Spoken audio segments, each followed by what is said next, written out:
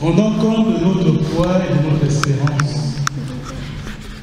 Première épître de Pierre, chapitre 3, verset 5. Chers frères et sœurs dans le Christ, et vous tous, femmes et hommes de bonne volonté, du 12 au 23 de ce mois qui s'achève, nous, pasteurs de l'Église, sommes réunis en session ordinaire au siège de la conférence épiscopale centrafricaine CECA à Abidjan. Nous avons saisi l'occasion pour partager au sujet des questions relatives à la vie de l'Église, portion du peuple de Dieu en Centrafrique. Nous avons par ailleurs échangé sur le cours des événements qui font l'actualité politique, économique et sociale au niveau de la nation. Par notre diverses provenances, nous constituons autant de fenêtres sur les horizons de notre pays.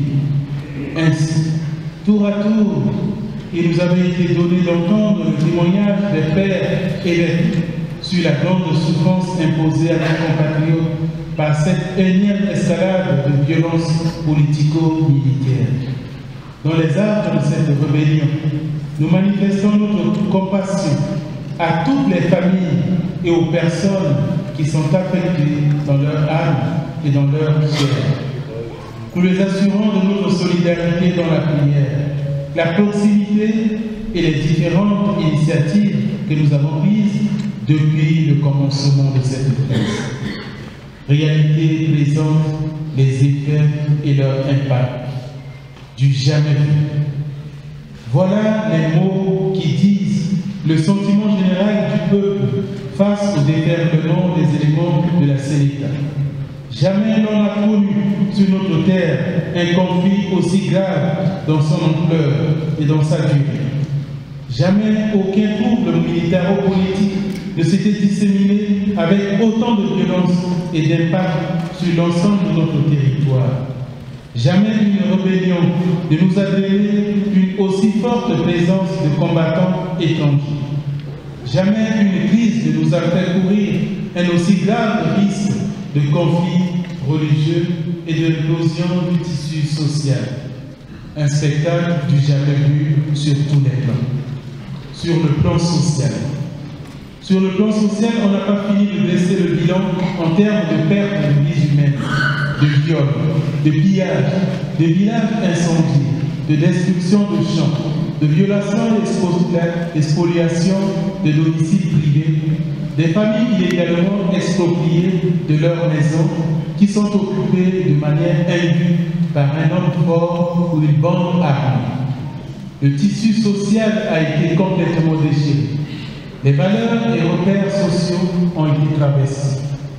Le peuple a été soumis à un énorme traumatisme dont les conséquences sont manifestes dans le cas de suicide et de dépression. Sur le plan économique. Sur le plan économique, jamais une crise n'avait engendré une destruction aussi systématique et programmée de ce qui restait du tissu industriel et économique du pays. Quel héritage allons-nous léguer à la génération montante? L'envie d'assouvir les instincts, les intérêts égoïstes et mesquins ne saurait justifier l'irresponsabilité dont nous faisons aujourd'hui montre dans la gestion irrationnelle de nos ressources. Sur le plan politico-administratif, jamais le peuple n'a compris l'obstination avec laquelle les combattants de la coalition Sénéca ont détruit les archives de l'administration publique et des collectivités locales. Que se cache-t-il derrière cette volonté de destruction et d'annihilation de la mémoire nationale? Jamais le peuple n'a compris leur acharnement sur les représentants du gouvernement ainsi que sur les agents de l'État en mission dans les écoles, les hôpitaux et les divers services administratifs sur toute l'étendue du territoire. Ces actes ont porté atteinte à l'existence même de notre nation. L'autorité de l'État est mise en question par des groupes armés qui ont établi une administration parallèle des différentes localités de l'arrière-pays. Sur le plan éducatif, et scolaire. Sur le plan éducatif et scolaire, le risque d'une année blanche est réel, en dépit des montages faits par les techniciens du ministère de l'Enseignement et des appels répétés lancés par les autorités compétentes.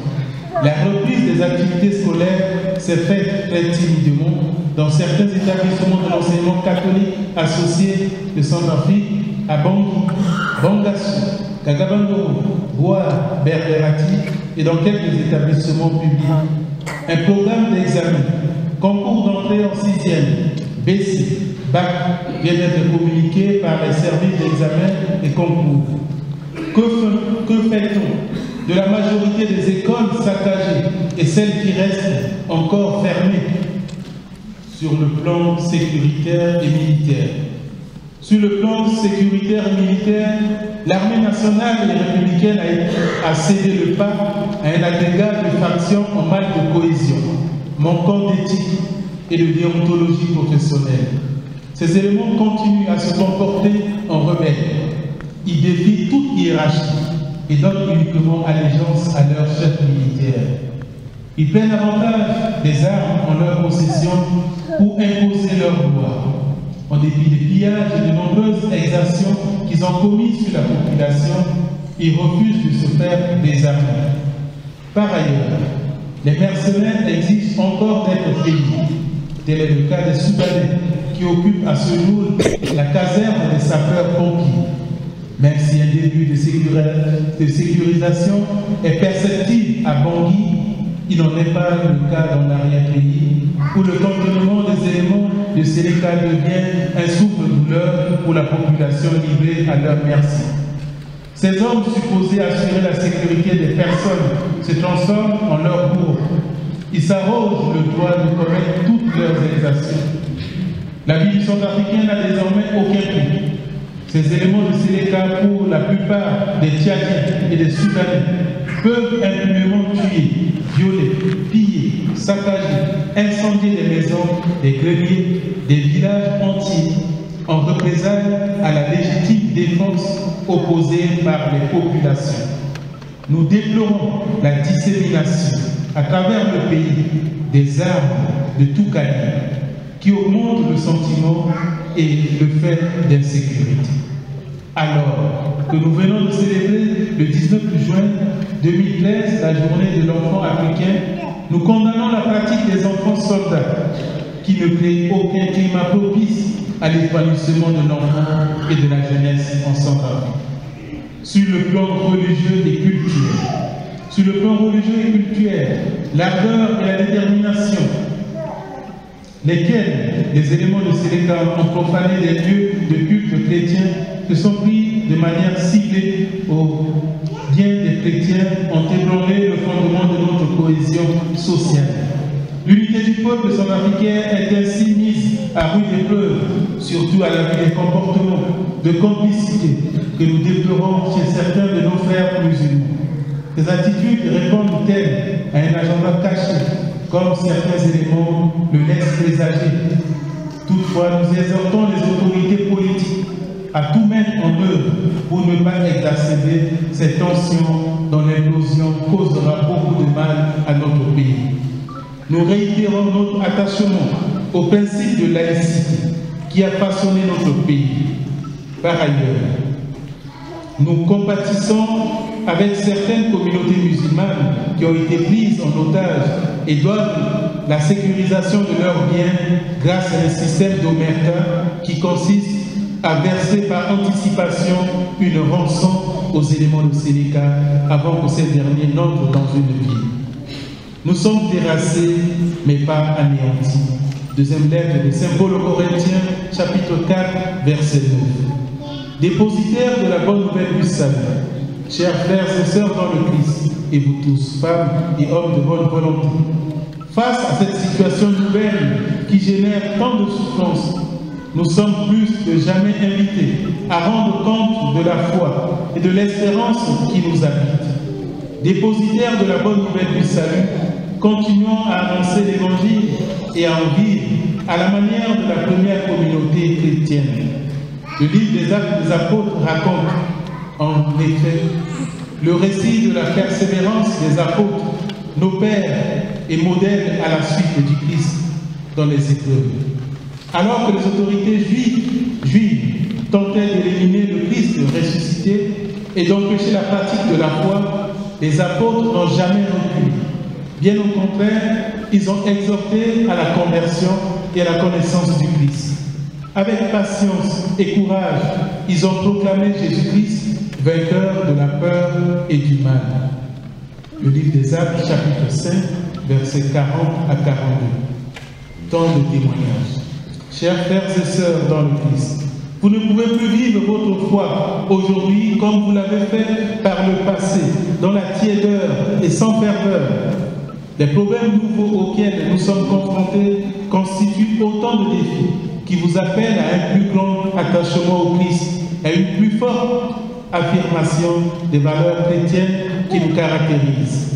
Nous vous exhortons, vous, en tant que témoins authentiques de l'Évangile, à investir, conformément à votre engagement chrétien, les champs politiques, économiques et sociaux.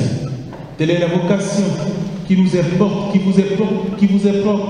selon les termes du décret pour l'apostolat des laïcs au numéro 7. Je cite: les laïcs doivent assumer comme leur tâche propre le renouvellement de l'ordre temporel, éclairé par la lumière de l'Évangile, conduit par l'esprit de l'Église, entraîné par la charité chrétienne. Ils doivent en ce domaine agir par eux-mêmes d'une manière bien déterminée. Membres de la cité, ils ont à coopérer avec les autres citoyens, suivant leurs compétences particulières, en assumant leurs propres responsabilités et à chercher partout et en tout la justice du royaume. L'ordre temporel est à renouveler de manière que, dans le respect de ces lois et en conformité avec elles, ils deviennent plus conformes aux principes supérieurs de la vie chrétienne et soient adaptés aux conditions diverses des lieux, des temps et des peuples. Fin de citation. Il nous revient donc la gestion du temporel, l'animation de la vie politique et de la conduite des affaires publiques. Ainsi, votre lumière est appelée à rayonner au cœur des pratiques douteuses qui constituent un frein au développement de notre pays et affectent par ailleurs notre cohésion sociale. Il s'agit notamment du népotisme, du régionalisme, du clientélisme, de la corruption, de l'impunité, de l'accaparement ou de la destruction des biens publics, de la violation des droits de l'homme, des détournements que nous ne cessons de déplorer.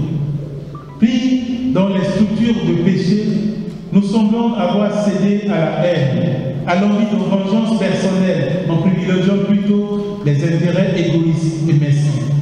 Nous manquons d'ambition et de vision claire pour la nation tout entière. Chers frères et sœurs, et vous tous, femmes et hommes de bonne volonté, qui animez la vie politique nationale, nous tenons à vous rappeler que la foi comporte une dimension sociopolitique. Quelles que soient nos responsabilités individuelles et collectives dans les crises qui affectent notre pays, combien de temps encore allons-nous nous laisser manipuler par des puissances étrangères qui nous utilisent, nous infantilisent et font de nous des prédateurs contre notre peuple? Par patriotisme, nous vous exhortons à la vigilance vers un chemin de réconciliation et de reconstruction sociale. Par ailleurs, nous saluons et encourageons la mise en place de la plateforme des leaders religieux, catholiques, protestants et musulmans, et tout le travail qui s'y fait en vue de la décrispation de la tension religieuse qu'on a voulu nous imposer. Solidaires de cette initiative, nous vous appelons, chers frères et sœurs dans le Christ, à ne pas céder à la tentation d'une confrontation avec nos frères musulmans. Ne brisons donc pas la bonne harmonie qui a caractérisé nos différentes communautés religieuses. En effet, catholiques, protestants et musulmans ont toujours cohabité de manière conviviale en Centrafrique. Telle est l'exhortation que le pape Benoît XVI a lancée aux fidèles à l'endroit des musulmans qui adorent le Dieu un, vivant et subsistant, miséricordieux et tout-puissant, créateur du ciel et de la terre, qui a parlé aux hommes. En cette année de la foi, chers frères et sœurs, l'occasion nous est accordée de vous affermir dans le témoignage de la charité. En effet, la foi sans la charité ne porte pas de fruits, et la charité sans la foi serait un sentiment à la merci constante du doute. Foi et charité se réclament réciproquement, si bien que l'une permet à l'autre de réaliser son chemin. Lettre apostolique, Porta Fidei, numéro 14. Ce témoignage est rendu possible par l'attachement personnel de chaque fidèle au Christ. Confiant notre pays à la grâce et à la miséricorde de notre Dieu qui est Père, Fils et Saint-Esprit. Par l'intercession de l'Immaculée Conception, Reine de la paix et Mère de Sainte-Afrique. Donnée en l'année du Seigneur le 23 juin 2013 au siège de la CECA, en signé Monseigneur Redonné. Normalement aujourd'hui, on devait l'annoncer, je suis le nouveau président de la CECA, archevêque de Bangui. Merci.